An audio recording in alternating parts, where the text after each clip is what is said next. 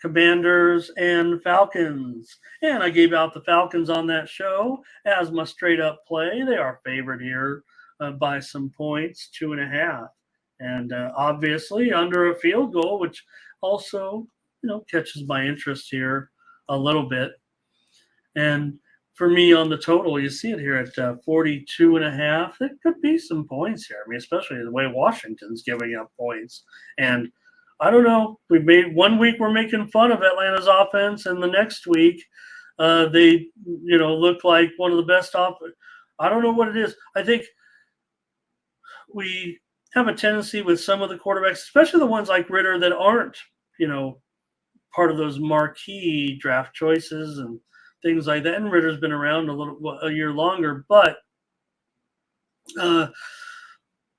sometimes we don't know what we got, and sometimes maybe we give up on quarterbacks too early. Ritter's a guy where you could say, like, this guy will never develop, but then he comes out with some really decent numbers. The Washington's given up in the last 4 weeks. They are allowing an average, right now of 36 points a game. That's pretty brutal, actually, and you expect more from, from Washington's defense. They are 2-0 as a road underdog so far this season, and for all those points that they've given up, they scored 30 and 31 points in the last 2 weeks, lost both games. In the last 3 weeks, they've been outscored in the first half 53-20.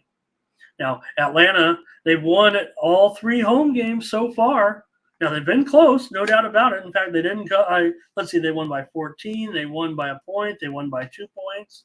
And, so their 2 losses, they were dismal, but maybe they were playing decent teams. They also have been outscored in the first half 56-26. So I don't know. Does this game get off to a slow start when that happens? Combined, these teams have been outscored in the first half this season 109-46. What does that mean exactly? Does that mean they would give up a lot of points to their opposition or not score very many points against playing, I would guess, a similar team? I mean, the spread is closely rated. Could you believe the Falcons, if they win this game, they're 4-2. Now, Atlanta is usually very poor in closely rated games. In fact, when the spread is 3 points or less, Atlanta is 13-21 against the spread in their last 34 games with this type of spread.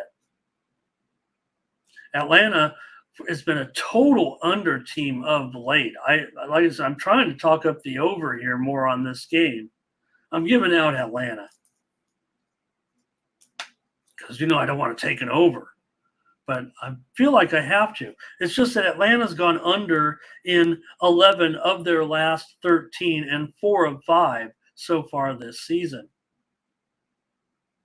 Ferner's going over, it looks like, in this one.